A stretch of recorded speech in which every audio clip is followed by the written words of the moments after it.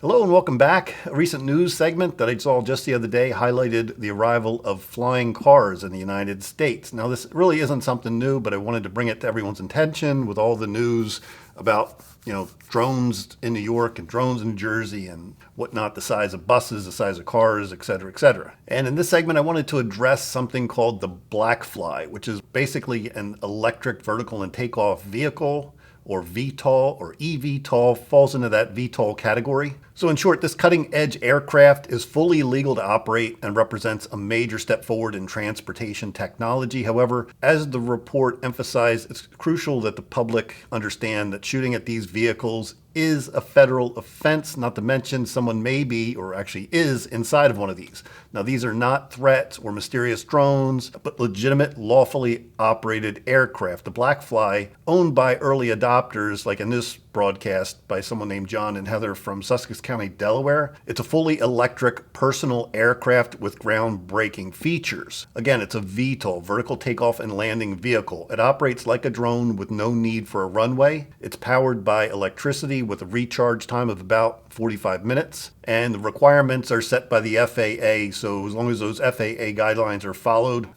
anybody can operate one of these if you have the money. So it includes a redundant system, a ballistic parachute, and autonomous capabilities. It flies up to 20 to 25 miles at a speed of 62 miles an hour. The owner describes, at least the owner in this article, described the experience as flying a magic carpet. Now, typically cruising around 250 feet above the ground, which isn't that high. Again, normal aircraft is much, much higher. Now, the broadcast also addressed public concerns over the mystery drones seen in the areas like New Jersey, New York. Again, I live in New Jersey. Now, while some might mistake the Black Fly as an unidentified aerial vehicle, it's crucial to recognize the difference.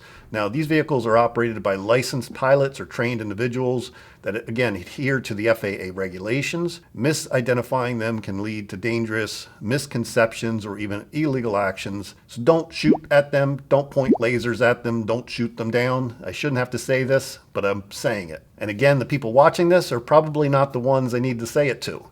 Again, you don't know if there's a person in there. People need to think before they're assuming something nefarious or illegal is in the air. And I'll sound like a broken record here, but I'll say it again. Download Flight Radar 24 and Drone Scanner apps and eliminate 99% of the false reporting. If you don't know what those are, then you can check out one of the earlier videos I did here. I'm mentioning them every time I do a video lately because I think it's still not being used and a lot of false reporting still going on. The FAA has also updated regulations to accommodate power lift vehicles like the Black Fly, which could soon become a common sight in American skies. As this technology evolves, public awareness is vital to ensure the safety and the acceptance of innovative aircraft. So, if you spot a flying car, think twice before assuming the worst.